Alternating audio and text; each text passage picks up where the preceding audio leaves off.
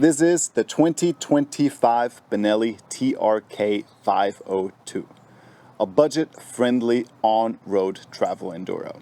With an MSRP of only $6,599, it is difficult to find fault with anything on this motorcycle. If you don't have time to watch the whole video, here are the positives, negatives, and overall impression. Positives, obviously the price and the overall package. Negatives would be attention to detail and the seat. It's too soft. Overall impression, again, can't argue with the price. For everything that you get here, I can overlook some of the disadvantages just so I can get on the road and have some fun riding a motorcycle. Let's just go from the front to the back. The headlight shines bright enough for when you find yourself riding in darkness. One thing I realized the first time I rode it at dark was that the buttons on the handlebar are backlit. Now I have to say, even some of my premium motorcycles don't have that, so that was a nice surprise. One thing I haven't quite figured out yet is what this button does and what this button does. Now, all the other buttons are pretty self-explanatory, but these don't have any markings on them, and if I push them, I don't see anything happening on the dash. I don't see any noticeable difference in the handling or the throttle response, so, what could it be? I guess I'll have to go back to the owner's manual and look those up. The windshield, it reminds me of a GS. While I'm standing here in a t-shirt today, it is December in North Carolina, I have found myself riding in some frigid temperatures, and the windshield helped keep the wind off of me and kept me at a reasonable temperature. You got a pretty tall windshield.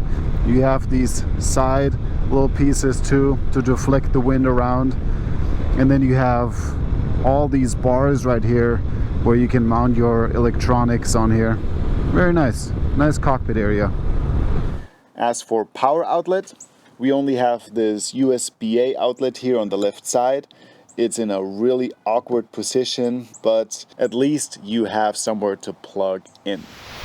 For taking videos and photos during my work, I do a lot of U-turns, and I found that the handlebar is a little bit narrow. It just feels like the bar end is too close to me, and it puts my wrist at a unnatural position, and I don't know, it just doesn't feel right. It feels like if I want to get my elbows out a little bit more, then I'm running into the grips a little too soon. So I would like to have this handlebar slightly wider and not come into me as much. So bend it away. The bar ends need to go away from me. Then it would be very comfortable. If I position my hands on the very outside, it's quite comfortable, but that's bad form. The hand should be as close to the inside on the grip as possible. And at that, the angle on the wrist is just off. It's just not right. The motorcycle weighs 470 pounds, which doesn't seem like a whole lot, but it does carry the weight up high. That means when you're moving it around in the garage, or if you're trying to get it off the kickstand, you will feel the weight.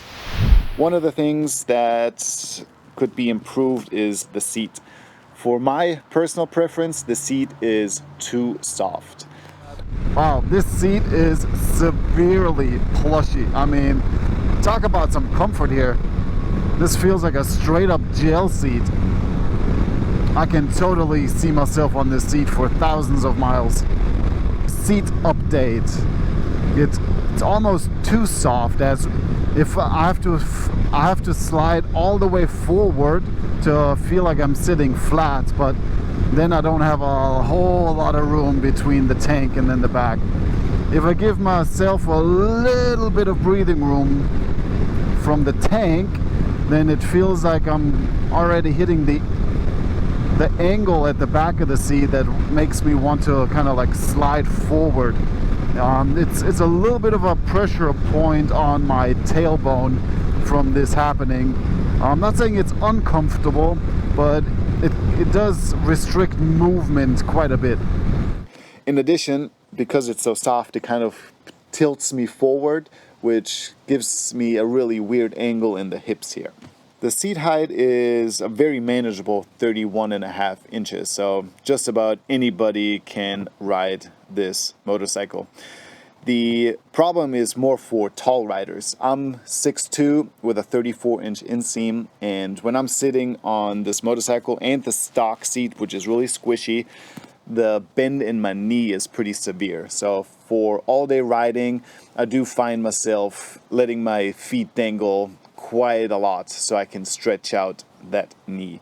One day I had my wife riding with me, and she also noticed that the seat was too squishy, but the grab handles are in a good position, and the size of the passenger seat is also very nice. It is quite large.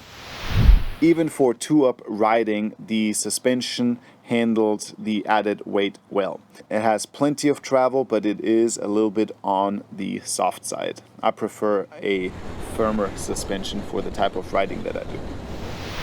At the heart is the 500cc engine. It's an inline 2-cylinder, 4-stroke, liquid-cooled DOHC, and it puts out about 47 horsepower at 8,500 RPM and 33.2 foot-pounds of torque at 5,000 RPM.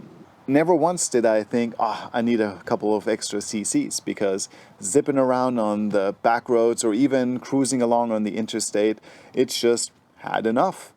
Okay, now we're at 80, and okay, now you feel the vibration in the seat. This is right about its max, I would say. I mean, it can cruise along at 80, but that's about as fast as she wants to go.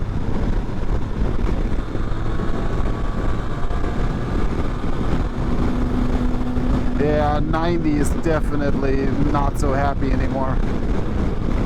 But hey, for short interstate stints and a little commuting, no problem whatsoever. I mean, just like the saying goes, it's way more fun to ride a slow bike fast than it is a fast bike slowly. The tank holds 5.28 gallons, and with this size engine, I mean, you can really squeeze out a lot of miles here. Lots of miles of smiles, as they say.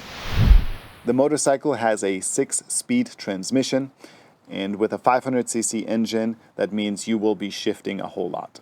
Now, personally, that is not a problem, because I just like shifting gears and it feels like I'm riding way sportier than I actually am. Shifting is key to really get the most out of the 500cc's.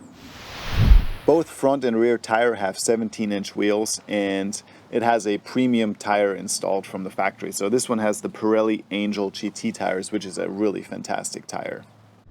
There's also the 502X model, and the only difference is it has a 19-inch front and a 17-inch rear.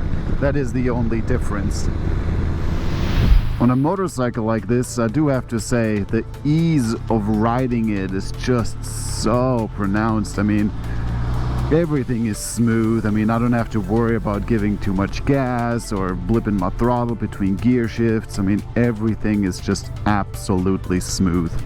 Smooth and easy riding.